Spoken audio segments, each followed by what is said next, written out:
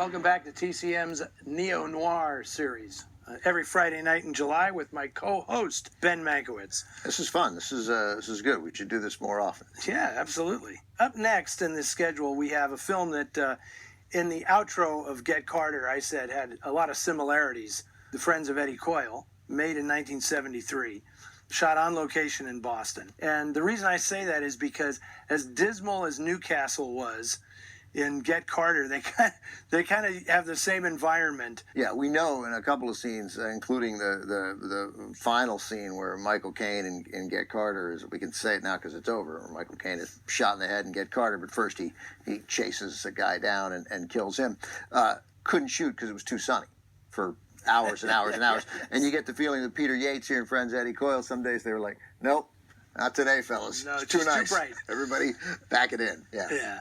Well, in addition to being a great film, this is a touchstone in the history of crime fiction in America. George V. Higgins is the author of the novel upon which this is based, and a pretty fascinating guy because he was a deputy district attorney for the Commonwealth of Massachusetts, but he chose not to write about the good guys. Yeah. I mean, his milieu was the crooks, and he had such a gift for the language of the crooks. I guess he spent a lot of time reading depositions and transcripts and things and really had a feel for the language. Yeah, both the novel, which is outstanding, and I think I read the novel because of you, by the way. I think you told me to read it. I improve your life in so many ways. You do. You really do.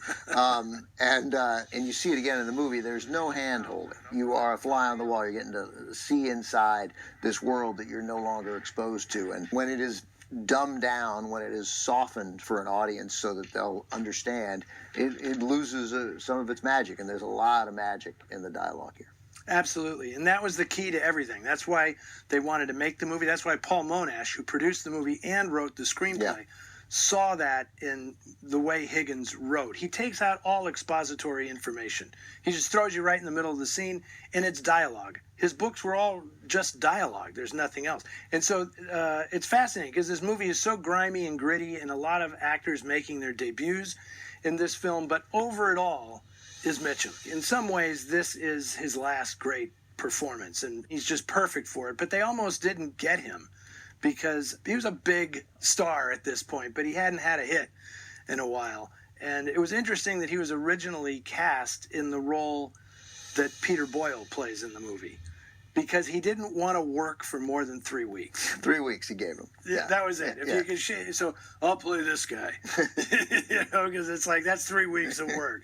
But then he read the script and it was like, no, I'm gonna be Eddie Coyle. But I'm still only going to give you 3 weeks. I'm still only going to give you 3 weeks. But exactly. I'm going to do Eddie. Exactly. But he did Coyle, yeah. So and Peter Yates would say that they're shooting the film, and sometimes Mitchum would go off script and like blow a line or say something. I mean, total pro. He wouldn't stop.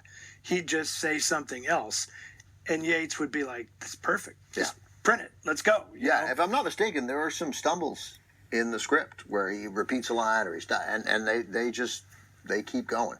And of course it works. Yeah. So this is a tough go. I mean, this is a tough movie, but a brilliant film, I think. Part of what's tough in the dialogue is you're on Mitchum's side. It's Mitchum. I mean, he's not violent, although what he does, he's buying guns. Those guns are used in crimes that are often violent.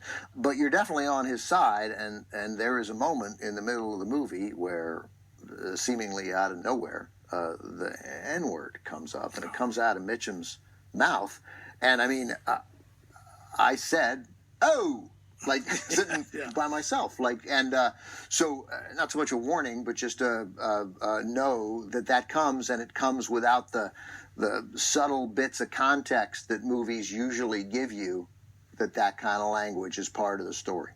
And it comes up again later, not out of Mitchum's mouth, though, in the second time. Yeah. Well, that's because you are about to see a very graphic and authentic depiction of the almost exclusively white Boston underworld. That's right. Yeah. It's rough. Yeah, I don't have any trouble believing that is the language that these guys did, would, and do use. Exactly.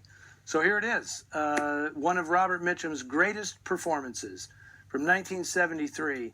This is The Friends of Eddie Coyle.